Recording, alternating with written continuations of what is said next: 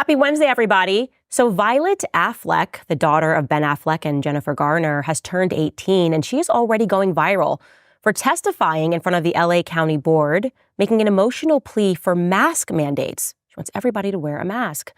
Plus, we've got George Clooney, who has penned an op-ed for the New York Times, making a similarly emotional plea for Joe Biden to step down. But first, last week it was, she's a flat earther. But today, the Zionist media is trying to convince the public that I'm worse than a flat earther. I'm, you guessed it, a Holocaust denier.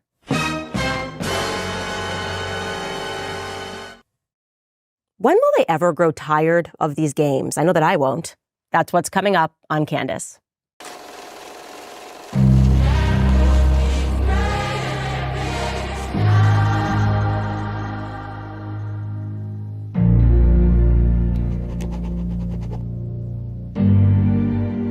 My poor PR guy, he wakes up in the morning, he's got tons of text messages from journalists asking for clarity. Is it true? Did Candace say this? How could she say this? And everybody knows what's happening. They're watching the show, journalists, every minute of the show, and they're looking for just a 4-second clip that they can take out of context and spin it and send it around to all of their journalist friends. And we have a cell of Zionist media. We have people that are working to further the interests of Israel, and that is why they keep taking me out of context. But I literally don't care. I just hope they understand that I'm built different. Don't care. Built different. Don't care. I really do love that clip of Andrew Tate, but it is very true. I just know that I was built for this moment in time. I have the courage, and I feel so encouraged. That's what's weird, is how happy I am every single day. And this morning, I started my day by having a very long interview with Russell Brand. And I hadn't been on his show in quite some time.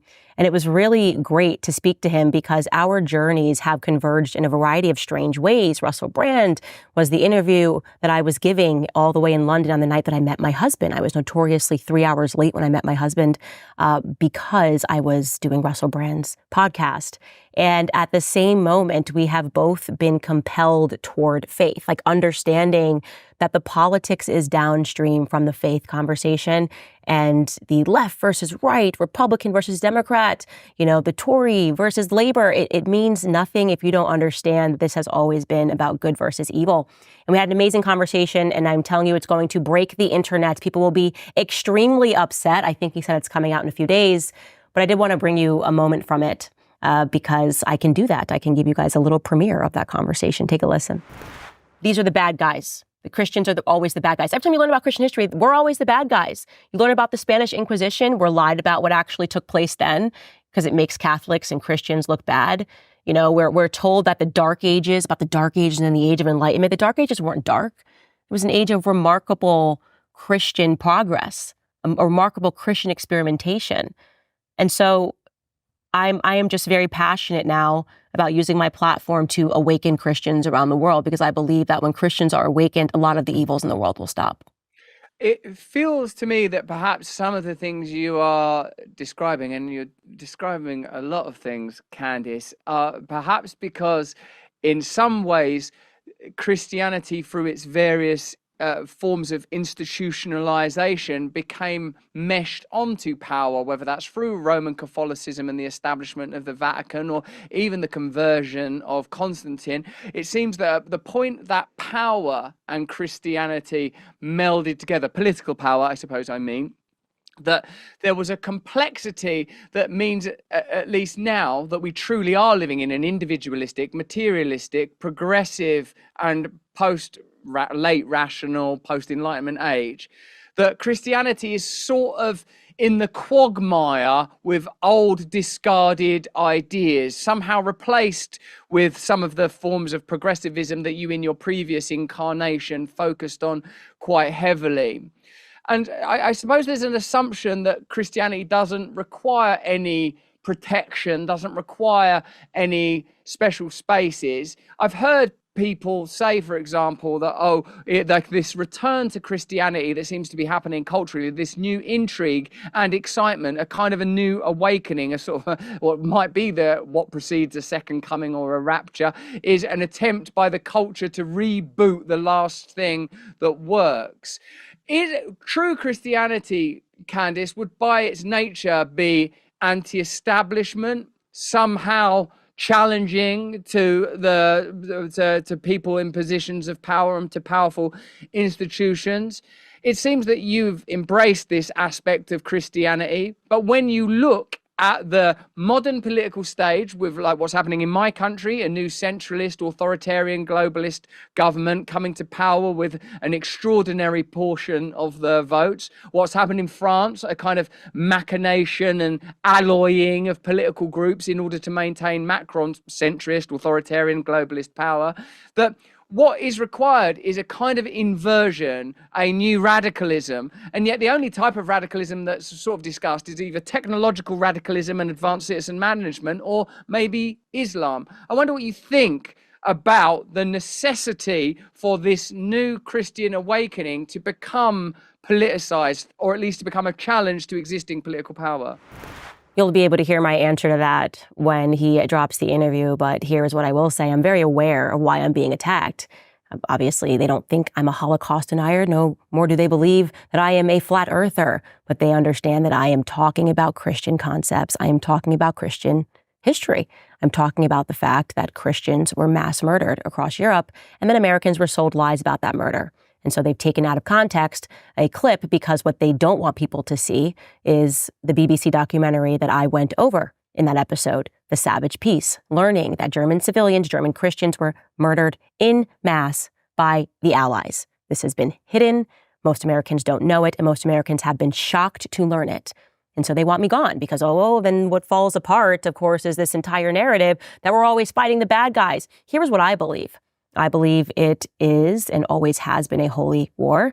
I believe that there are spiritual forces at play that are trying to make Americans atheistic and make Americans believe in nothing other than government, more governance as a solution to everything.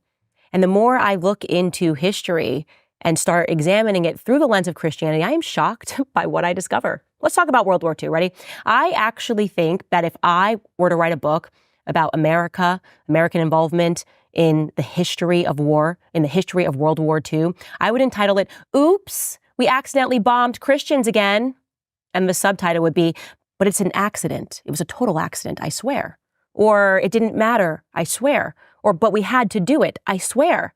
Yeah, unbelievably, when you start looking through the lens of Christianity, you begin to ask yourself a question, how many times can you accidentally bomb a Christian monastery or a Christian cathedral before we're allowed to wonder if maybe, it wasn't an accident at all, if maybe it was an actual strategy, if maybe Christians in the West were propagandized severely by Edward Bernays, as Sigmund Freud's nephew, as we were during World War II, to permit the mass atrocities that were enacted against Christians in the East. I'm just asking a question. And I've been asking those questions for a while now. I'm now just asking them out loud. It began really for me when I was on that charter pilgrimage. And you remember I did that 3-day pilgrimage with Catholics, and we marched to Charter, the Charter Cathedral, that is. It's got a wonderful story. In August of 1944, American forces were approaching Charters, and they believed, because of bad intelligence, that the cathedral's towers and steeples were being used by the enemy. And somebody that was in their ranks said, okay, I actually don't know if this intel is good. They were told that building must be destroyed. There are Nazis in there. But before the bombardment was ordered, Colonel Wellborn Barton Griffith Jr., he's a hero, volunteered himself because he felt so conflicted about that order. He said, I will sneak through the German lines to see if this intel is true or not. He, and he took another troop along with him, successfully evaded the enemy, climbed the towers of the cathedral, and confirmed that there were no enemies at all. No. So the bombardment order was rescinded. The Charter Cathedral still stands. But to be clear, that is not the story for the majority of the cathedrals that were bombarded throughout World War II. Here's another story, and you may have heard it. If you're Catholic, you probably know it. Monte Cassino in Italy. Same thing happened. The Allied forces were given intelligence that the Germans were going to use Monte Cassino. What? No, that bombard it. It was ambiguous information regarding the Germans' location that was believed to be valid. However, up to the last days before the bombing, Martino Matronolo, who was a monk who remained at Monte Cassino, asserted that no, it is not being used by anybody. No, this is just our monastery with a tremendous history behind it. But guess what? Despite the fact that an American contested and said we absolutely should not bomb this, it still happened. They bombed the abbey, and monks were trapped in it while it was bombed. But don't worry, guys. Guardian headline has got this covered. Look, here it is. Error led to the bombing of Monte Cassino. Monastery destroyed after translation slip by the British intelligence officer. It just kept happening. It was an error. It was bad intel. And the translation, it didn't make it over in the correct way. And I guess the American troops couldn't understand the British accent or something. Of course, the theater in Cologne was not as lucky. That was also bombed by the Allies in 1944, as was the Königsberg Cathedral, obliterated by the Soviets in 1944. And nobody cares because I guess they were Germans. I'm sure it was all just a coincidence, by the way, when in Dresden, as Christians were getting ready to celebrate Ash Wednesday, they were literally turned into ashes. What happened in Dresden was a war crime. There's no other way to look at it. It was an absolute war crime. And yeah, again, just a coincidence that it was Ash Wednesday that this happened. And of course, if you talk about Nagasaki, people get really upset on Twitter. Oh no, Zionist media is going to come for me hard because how dare you, Candace? How dare you talk about Nagasaki? Because that too was just things happened. You know, they were going to bomb somewhere else and then they don't know who gave the orders, but somebody said do Nagasaki instead. So on a cloudy morning, on August 9th, 1945, a B-29 bomber named Boxcar of the U.S. Army Air Force flew over the Japanese port city of Nagasaki and dropped a radioactive plutonium implosion bomb 300 yards from the second largest Roman Catholic cathedral in the Far East. That was called Urakami Cathedral of the Immaculate Conception of the Blessed Virgin Mary. So yes, at 11:02 a.m., when the bomb was dropped on the cathedral, Nagasaki was the most Christian city in Japan. And 2/3 of the Catholic population perished that day in that city. But again, they had to do that to end the war. And it was just, they bombed there as opposed to somebody else. Don't ask any further questions. In fact, if you do, you're a monster. I guess the priests in Hiroshima were luckier. Here's an aerial view of the Lady of the Assumption Church after the August 6th, 1945 bomb drop. Yep, another nuke dropped. Unfortunately, a small group of priests can be seen standing in the road in front of their church. Despite being at the epicenter of the bombing, having just completed their mass on Sunday, these Jesuit priests survive. But again, don't think too hard about that. Bad intel and accidents happen all the time. In fact, they're still happening. It's so weird in Canada. Have you heard about this? Do you guys remember when 3 years ago there was that major story that broke in Canada? And basically the left went crazy because it allowed for them to just be openly prejudiced against Christians. They said that they had found a mass grave that was containing the remains of indigenous children that they allegedly discovered beneath a Catholic church, right? So they were like, oh, this used to be a government boarding school run by the Catholic Church. We just dug up these bones of the indigenous people. So now we realize that Catholics were mass murdering indigenous people. Guess what? That entire story turned out to be a hoax.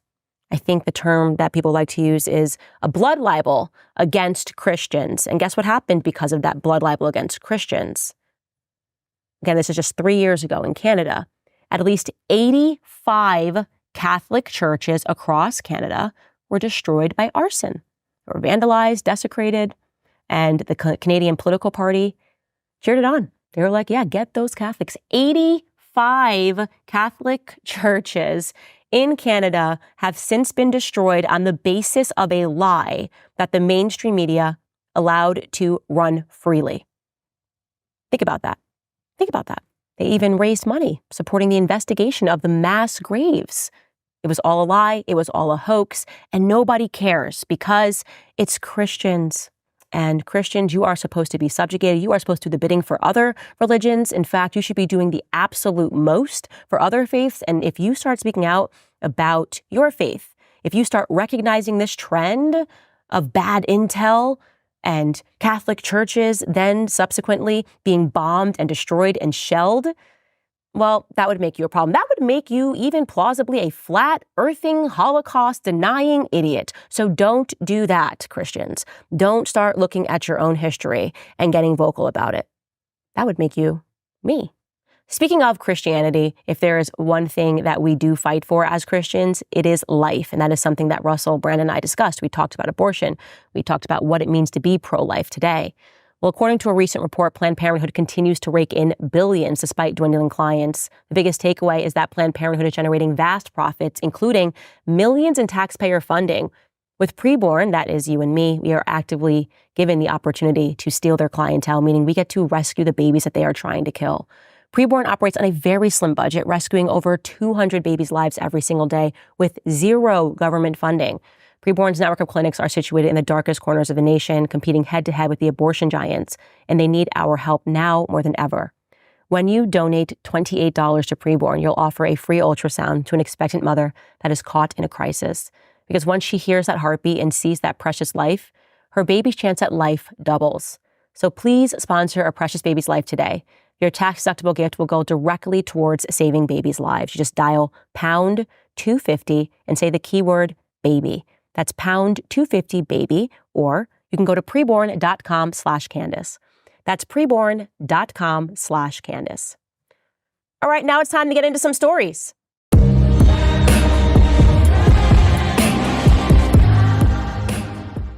Before we get into this first story, we are so close to 2 million subscribers. Hit the subscribe button if you're watching this on YouTube. Go and support the show by heading to locals.com, finding me, and giving a gift if you can. All right, first up, I would love to speak about Violet Affleck. I would like to talk about the Afflecks in general, and genuinely, I would love to speak to Ben Affleck, but we know it is never going to happen. Hollywood is just a study in demonism. It really is, and I hope now that you're listening to the show, you recognize that and you see the signs everywhere. And I wish I could tell you more about my conversation with Russell Brand, but we specifically talked about Hollywood and how basically whatever the Bible says, they are selling the opposite, right? And it's because they believe ultimately that their God is government. I don't like talking about children on this show, but what I will say is that those children that are put into the public sphere, the children of these Hollywood celebrities, always get coverage, and whatever they're doing seems to be the trend that is being established because people want to be just like them. And the Affleck family, they have one daughter who is, I think, non-binary that came out recently, and she learned to be non-binary because she was hanging out with J-Lo's kid, or she's trans. I can't remember which one it is, but that's going on. And now you have this other daughter who seems to identify as her gender. Her name is Violet Affleck. She just turned 18 years old. And she's getting a bit of press right now because she went down to the LA County Board and she decided to testify on behalf of mask mandates because she believes that mask mandates will keep more people alive. Take a listen to what she had to say. Violet Affleck, Los Angeles resident, first-time voter, I'm 18. I contracted a post-trial condition in 2019. I'm okay now, but I saw firsthand that medicine does not always have answers to the consequences of even minor viruses. The COVID-19 pandemic has thrown that into sharper relief. 1 in 10 infections leads to long COVID, which is a devastating neurological cardiovascular illness that can take away people's ability to work, move, see, and even think, stands to exacerbate our homelessness crisis, as well as the suffering of many people in our city. It hits communities of color, disabled people, elderly people, trans people, women, and anyone in a public-facing essential job the hardest. To confront the long COVID crisis, I demand mask availability, air filtration, and far UVC light in government facilities, including jails and detention centers, and mask mandates in county medical facilities. We must expand the availability of high-quality free tests and treatment, and most importantly, the county must oppose mask bans for any reason. They do not keep us safer. They make vulnerable members of our community less safe and make everyone less able to participate in Los Angeles together. Thank you. So I'm going to try to be very kind here. First and foremost, she is 18, and I know that people are absolutely crushing her. I genuinely feel bad for her because she's being raised by 2 individuals who have given into the whims of Hollywood, obviously, because of the decisions that you can see that this household is making. But the other thing that I want to say is that when you're 18, you do tend to be dumb, right? Like you make decisions and you say things, and the things that you believe at 18, you're not going to believe when you are 35 years old like I am today. And so I try not to hold people to their perspectives when they were 18 because I don't want to be held to the perspectives when I'm 18. And you are sort of whimsical and fantastical, and you believe solutions can be this easy, and genuinely, the majority of kids, probably not her, are coming out of the public school system, and they are being trained to believe, they're propagandized to believe that the government can provide every solution to every problem in society, that all you need is more governance. So I want to really just speak about what she's saying without attacking her as an individual, because she needs time to grow, and she probably needs time to grow outside of Los Angeles County, if we're being honest. And maybe she can take her down here in Tennessee. People who have never been wearing masks like myself, and very much our faith is in God, not in government. And we understand that the government is not what keeps you alive. And also, obviously, what she's missing here is that Fauci came out and said that they made up the whole mask thing. So to speak about what she's actually doing, because that's more important, she's still wearing a mask. And you see these types. Taylor Lorenz is also still wearing a mask. She's a former journalist or a current journalist for Washington Post. And I have actually seen clips of Violet, because of how famous her father is, wearing a mask. And I was wondering in my head, why is she perpetually wearing a mask? And this is what it gets into when we say that you need to recognize that the government basically read the Bible, right? These Satanists read the Bible and they said, how can we recreate this so that people believe that we are the creators, that they come to us for life? We'll tell them the Bible is fake while we actually try to create a system that mimics the Bible by inverting everything in the Bible on its head. So the government is now going to keep you alive, right? And she's so committed to this faith that one of the sacraments is you wear a mask, you cover your face, because the experts, these are all of their little demigods, came to her and told her, this is what you need to do. This is what you need to sacrifice. You got to sacrifice your face and we'll keep you alive. Again, that science has already been debunked, right? It was never science because it was a faith. This is why I said science has become a faith. People say the correct way to say that is scientism. And I'm like, yeah, well, I think full on science has just become scientism. And you can see how she is committed to this faith. She did what they said, and she won't take the mask off because she's been wearing it for so long. It's become a part of her identity, right? So she is as much of a mask wearer as I am a Catholic, okay? She is committed to this. And so the next thing to show how committed she is to this faith is to go to the government and to make this plea, to publicly please more governance. And no, next time you guys do this, even the people, this is what she's saying, even the people that are not wearing a mask, they must be enforced. There can be no exceptions. Even those 3-month-old crying babies on the plane, mask them up. That's what she's asking for. She's saying there can be no exceptions here. Like we all must be forced to bow our heads and belief and to bend the knee to governance. Like she is subservient to governance. She knows that she believes that is the real God in life. And if only everyone else could see that, the world would be better. That's what she actually believes. It's sick. It is an illness. And unfortunately for her, she's very young. It genuinely is not her fault. And so I wish when people would critique this, they would just critique what she is saying outside of who she is, because she has no idea who she is. She grew up in a cult, and she doesn't even know that it's a cult until she steps outside of the cult. Will she be able, when she steps out of the cult, she'll be able to see things for the first time. And this is very much, by the way, the story of Russell Brand. It's why he's a brilliant person to speak to, because he was in it and now he's out of it. And look at what his life has become since abandoning Hollywood, right? He's talking about freedom. He's talking about real purpose, and he has found God. So it's sad to me when I see this, but it's important to talk about because the public school system exists to create people like Violet. Culture exists, right, to create people like Violet, to tell her which ideas she should have and which sacrifices she can make. And in this instance, her sacrifice is her entire face. And of course, most of us understand that what she's asking for are higher taxes, right? We got to spend more and more and more of hard taxpayers' money because obviously that's the solution. We just need to sacrifice more of our hard-earned money.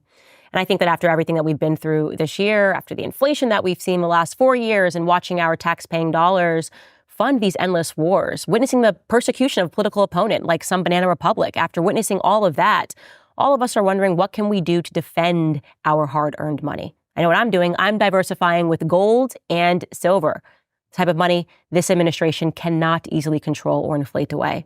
For this show, I have partnered with the top-rated precious metals company, Goldco.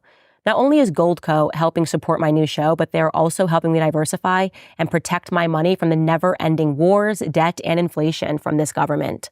And right now, they're offering my audience up to a 10% instant match in bonus silver if you qualify, but only while supplies last. So go to CandaceLikesGold.com to learn more. You'll get a complimentary wealth protection kit to arm you with the facts about how precious metals can help you. Just go to CandaceLikesGold.com. That's CandaceLikesGold.com, because that's just really a fun place to go to. I love that. Just love that domain name. So nail in the coffin.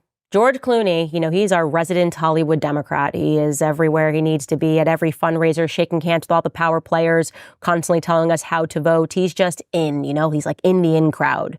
I do not trust him at all. And so this is how you really know it's over for Biden, that the decision has been made by the CIA. Then he's just got to step aside, because George Clooney is now jumping ship in the form of a very emotional op-ed that he wrote for the New York Times. And he starts it by telling you that he loves Biden. He writes, "I love Joe Biden as a senator, as a vice president, and as president. I consider him a friend, and I believe in him, believe in his character, believe in his morals. The last 4 years, he won many of the battles he faced. But the one battle he cannot win is a fight against time. None of us can. It's devastating to say it, but the Joe Biden I was with 3 weeks ago at the fundraiser was not the Joe big effing deal Biden of 2010. I like that because he goes back to 2010. Joe Biden was definitely the same Joe Biden that he was when he ran for president of the United States, but nobody cared. Nobody cared whatsoever. And now they are throwing him under the bus. It's almost making me want to defend Joe Biden, because it's just so obvious. Like, their attacks against him are so obviously planned and coordinated, and they are all being told to do this. You think they just magically found the courage to? Like, he said that he saw Joe Biden at a fundraiser weeks ago. Why didn't he write this op-ed sooner than the debates? That's just out of curiosity. Why didn't he do that? He goes on, he writes, "Was he tired? Yes. A cold? Maybe. But our party leaders need to stop telling us that 51 million people didn't see what we just saw. We're all so terrified by the prospect of a second Trump term that we've opted to ignore every warning sign." Okay, you are just so ridiculous here, George Clooney.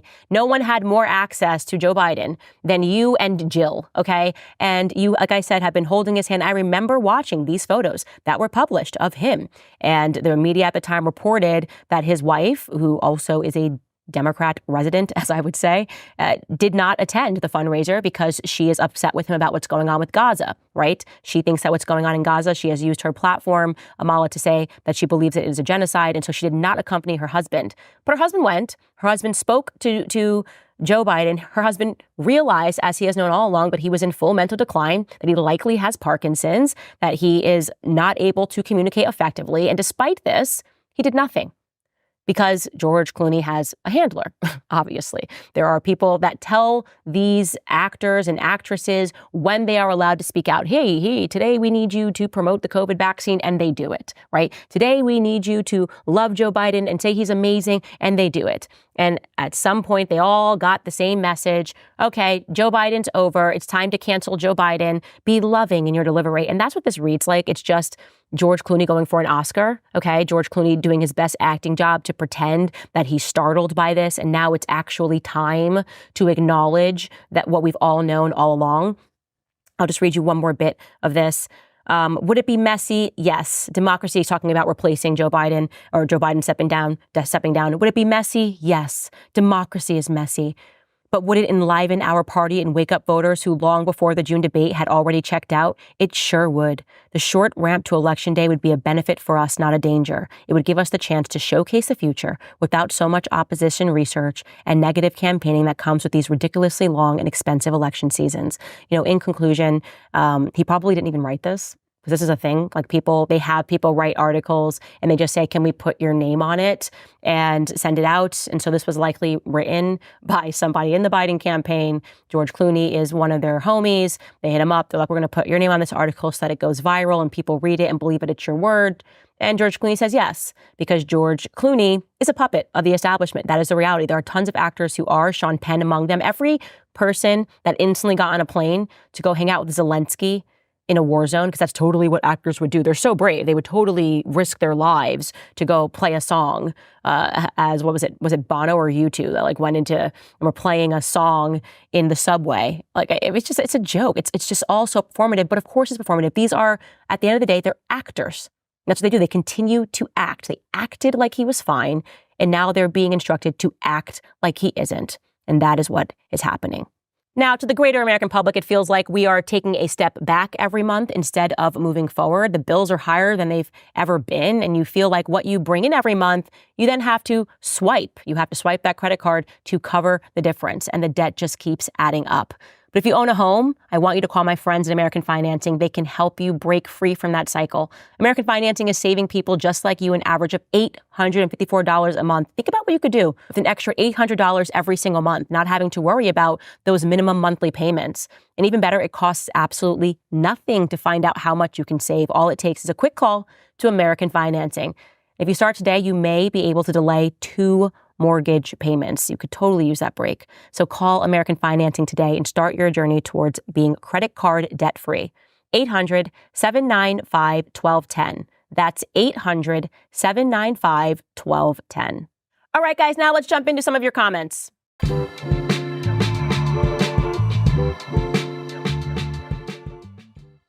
Look, people had a lot of feelings yesterday about me talking about Jordan Peterson. What do you want me to do? I'm obviously reporting on what I'm seeing. It's not my fault, okay, that I am acknowledging that a lot of people who follow Jordan Peterson have broken off from that, men that genuinely believed in him. I mean, you could see the comments. I got my book signed from him, like, what's going on? And a lot of it is because of what's happening on Twitter and Michaela Peterson calling for censorship. This is a person who represents herself as Jordan Peterson's manager, his daughter, and at times his spokesperson. She has called for censorship. That is newsworthy, no matter which way you slice it. And it is not personal. Jordan Peterson has been very nice to me, but we have to talk about that. I need clarity on his perspectives on speech, because that is not what he has been arguing for in the past. And hopefully this is just his daughter speaking on his behalf or speaking, I guess, on the family's behalf. But that still makes me nervous. I want to hear him say he doesn't believe that he does not believe that people should be censored for using the word filth. Anyways, Michaela Peterson instantly commented she was having a spiral on Twitter. She wrote, 1/5 of Americans are prescribed psych meds like my dad was. They are nearly impossible to get off and cause withdrawal. So severe, especially after long-term use, that most people stay on them. I hope you don't ever suffer the way he did coming off of those meds. First and foremost, Michaela, just because I don't live my life and every personal thing that happens to me on the internet, the idea that I don't know anything about drug addiction or I've never lived through anything is crap. It's a horrible way to present your argument. I think every single family, sadly in America, has in some way been impacted by drugs. That's just the reality that we live in. And I am no exception to that rule. Again, just because I don't wear my heart on my sleeve doesn't mean that I haven't lived through a lot of things. I would argue that I've probably lived through more before I turned 10 years old than you've lived in your entire life. That would be my guess. But again, I'm not here to stage a pity party. I'm here to talk about why he is condoning or platforming or not saying something about your extreme calls to censor speech. Those are extreme. We don't stand for that, least of all on the conservative side of things. Vagabond writes, I hope JP sees this and takes you up on your offer, the offer to come sit down and talk about this. As someone who really took what he said to heart when my life was really in a bad place, I have improved my life drastically in part due to him. It hurts to see him fall to the level of baseless gaslighting and name-calling. His daughter's tweets were just so childish. When you will debate and talk to communists, Marxists, Zionists, leftists, Muslim, jihadists, atheists, but not a Christian nationalist, it shows there is a deeper reason at play here.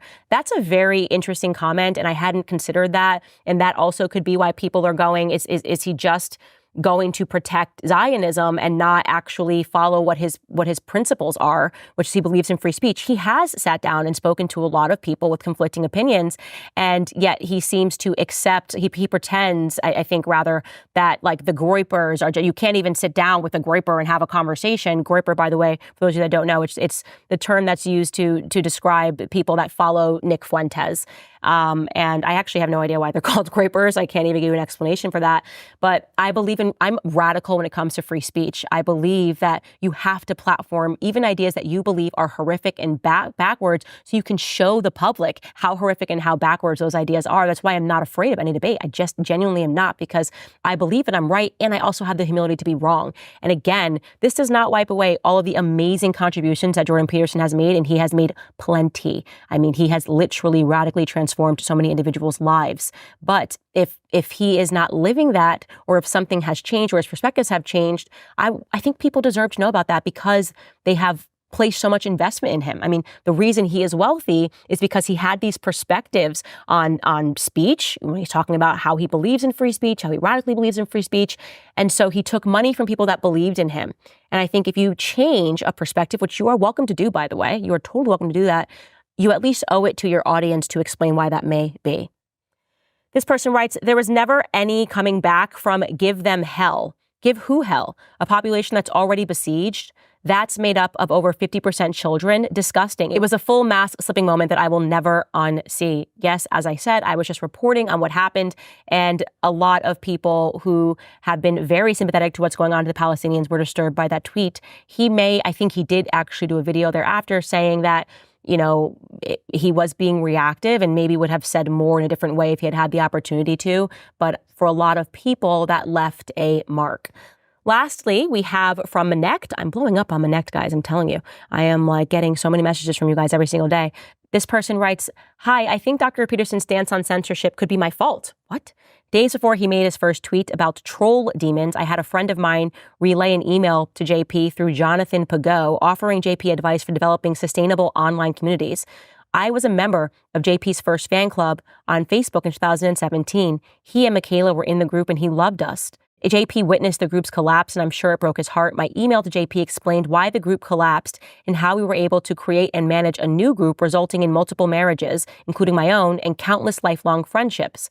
The collapse involves a flood of trolls from the Sam Harris Facebook group. It was an actual meme war. I never heard back from JP, but his sudden shift toward censorship days after I sent that email haunts me. I'd be more than happy to forward the original email. Facebook, Battleship, and Life-Changing Communities for context if you'd like. Thank you for all that you do and love you.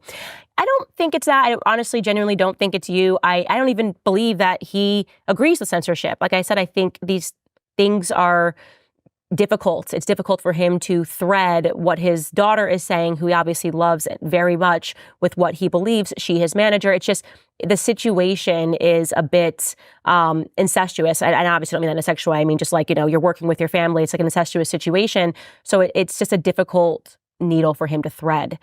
And I think he's choosing anger as a response because people are mad at his daughter. And I think it's hard not to react when people you feel are attacking your family members. But as I said, he has a platform in large part because of people that have made investments in him. And that's the only reason that we should hold his feet to the fire.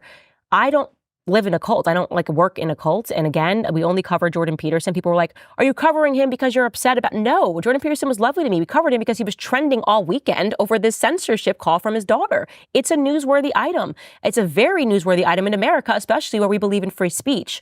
So people that are Jordan Peterson fans all across the world who don't have the same attachment to free speech, you guys don't have these First Amendment rights, will never understand how significant they are to the American consciousness. We will always attack. We will always be on attack when there are any calls for censorship in any capacity. And so these, and I wouldn't even say attacks, but these criticisms of Jordan Peterson are actually coming from a place of concern. And again, I will say I would welcome him on the show anytime to have a conversation because he's a very kind man who has contributed a lot of good things to our societies, particularly to men. But I saw a lot of women saying, he changed my life too. So yes, to you ladies as well. All right, unfortunately, that is all the time that we have for today. We covered so much. I'll see you tomorrow.